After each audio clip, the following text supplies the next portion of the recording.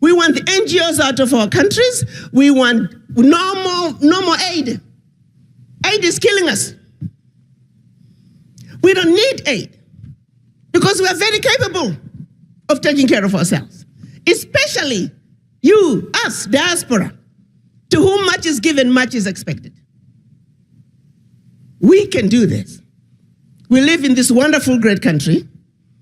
When my last conversation with Chairman Zuma, she said to me, my sister, if sustainable development is going to come to Africa, it's going to be brought by the diaspora, but not just any diaspora, the diaspora in America.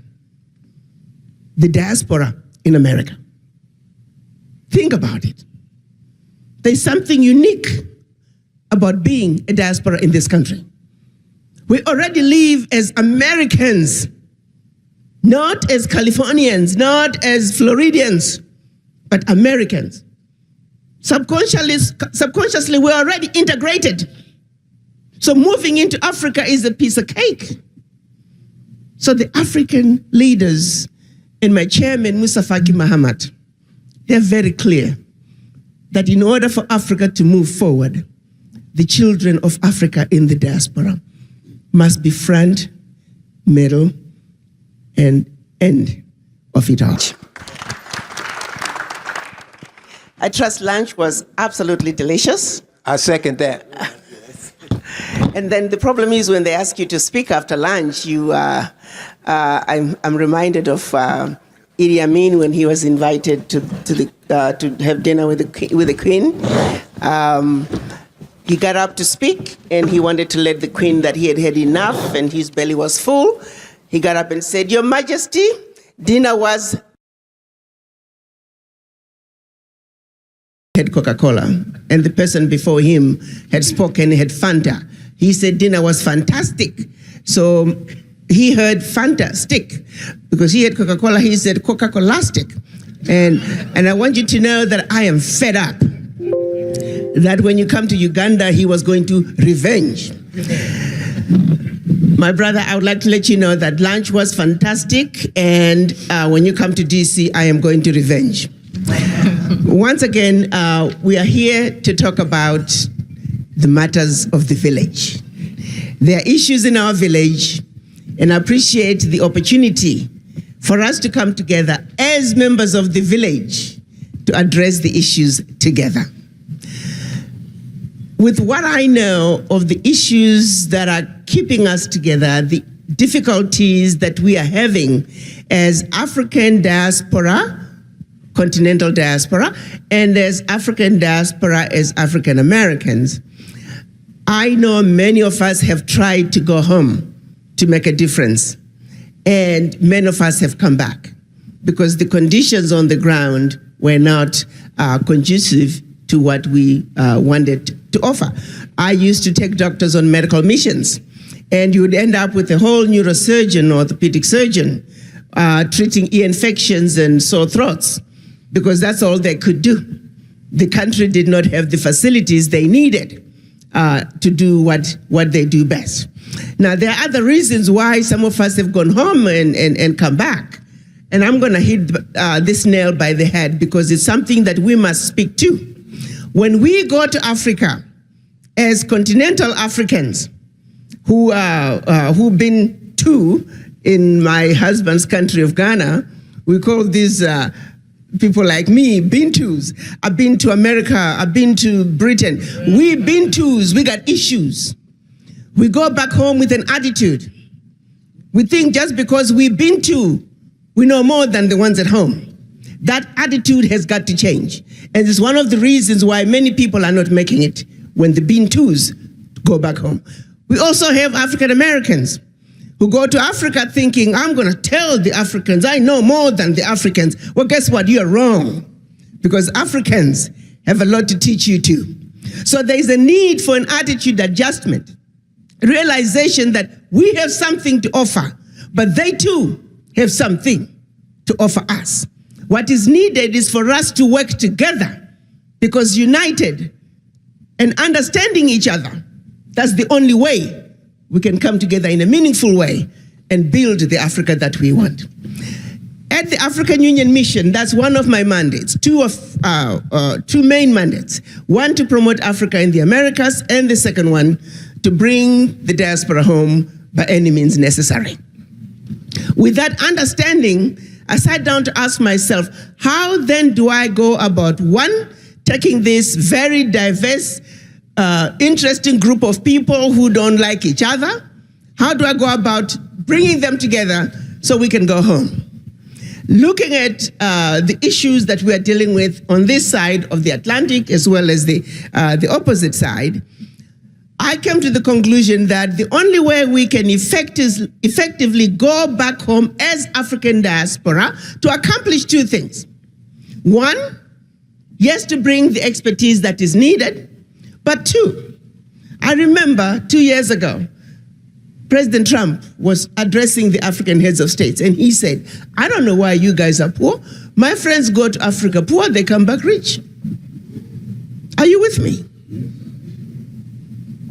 So for those who think the African heads of states are calling you to come home because they just want your money, wrong. We are saying, if you don't show up and you stand up and be counted, next time the contracts go to the Chinese, shut up. How do we give you contracts when we don't know where you are? How do we know about your business when you don't stand up? And that is the challenge the African heads of states are running into. Next Tuesday, I think Monday, Tuesday, Wednesday, there's a conference going on in Nairobi. Former Prime Minister of Kenya, Raila Odinga, is now over infrastructure.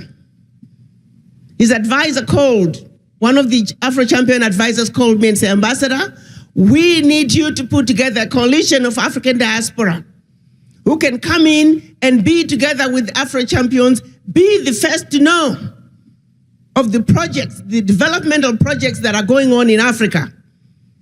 There is nothing wrong with diaspora organizations building the next Cape to Cairo highway, the next Cape to Cairo high-speed train. You can only get those contracts when you are on the table. You heard my sister talk about, what did you call it? Chamber of Commerce. Right. Pan-African Chamber of Commerce. Pan-African Chamber of Commerce, but even when you talk about the single currency, you know, when we have, there's something else you talked about, I just can't think right now. These are all opportunities that are going to happen in Africa at a continental level. You got to realize, because of the African Continental Free Trade Area, for the first time ever, Africa is going to be, the developmental agenda for Africa, we are looking at it as Africa, not as 55 different countries. So this is a tremendous entry point that if you diaspora, if we don't organize, we are going to miss out. The heads of states are saying the diaspora must be in the front along with the Afro-Champions. They're wanting to create a space for us. We got our 22nd ratification, which is what we needed in order for implementation to begin, was 2 weeks ago.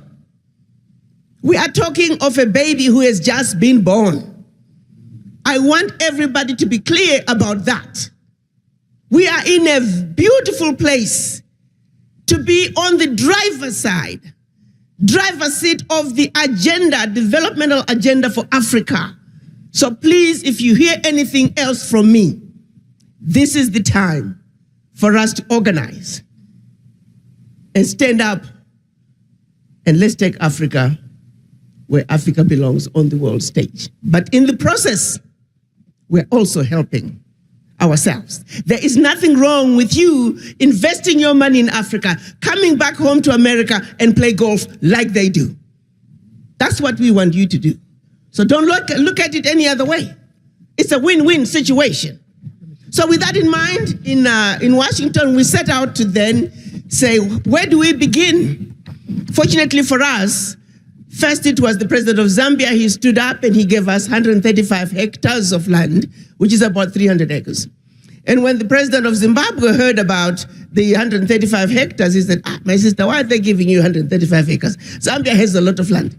He said, you see, Victoria Falls, for those of you who don't know Victoria Falls, Google it, it's a beautiful place. It's one of the best tourist destinations in Africa. He said, Victoria Falls is like a woman. When you're looking at her from the Zambian side, you're looking at her back. But when you're looking at her from Zimbabwe, the choice is yours, which view you want. So he proceeded to give us 2,000 hectares.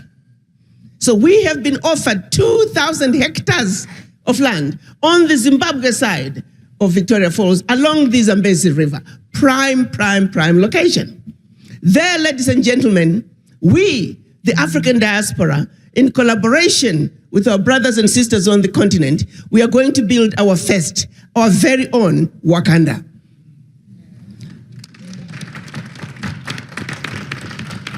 We're calling it African Diaspora Centers of Excellence. Why are we building Wakanda?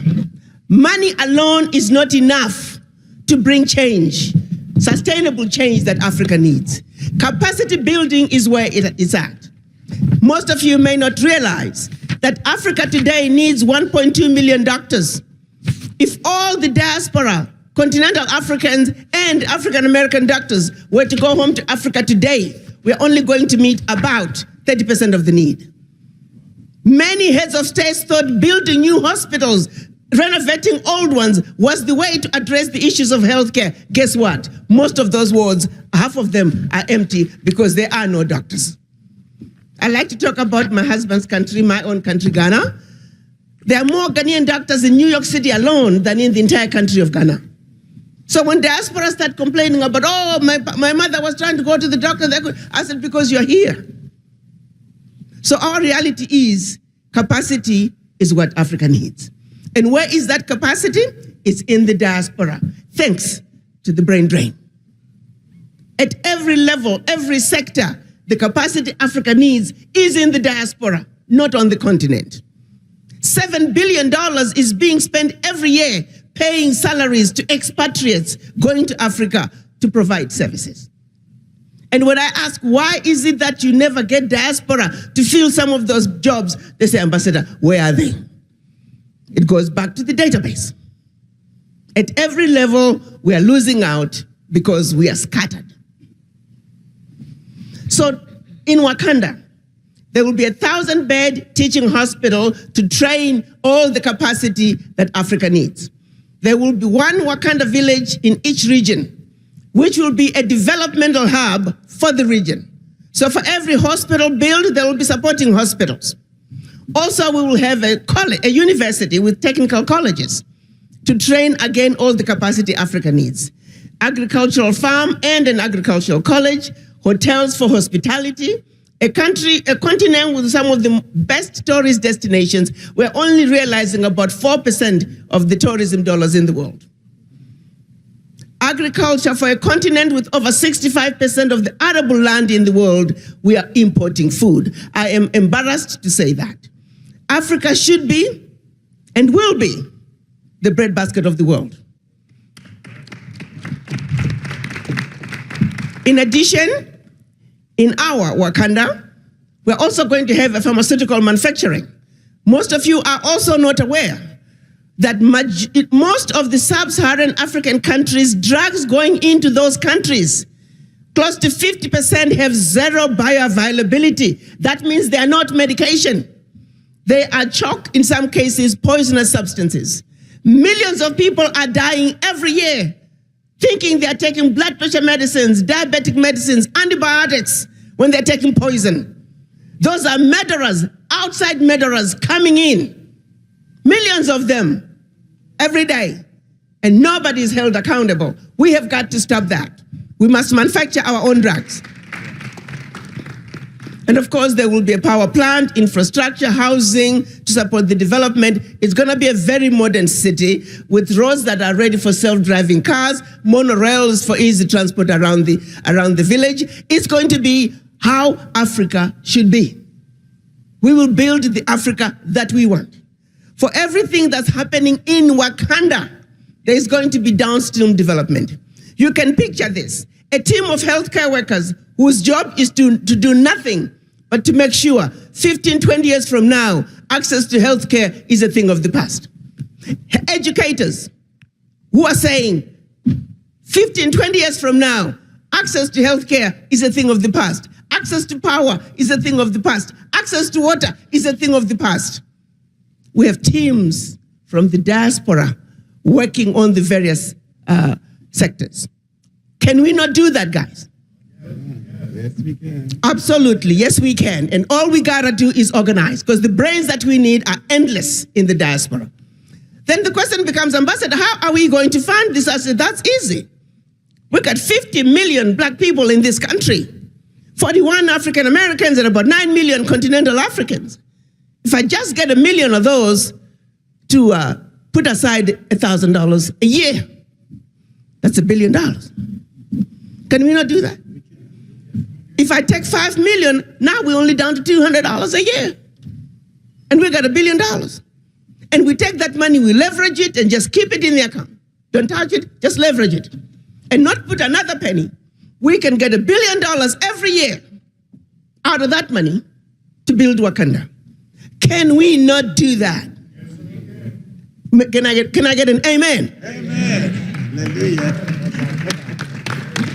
We can do this.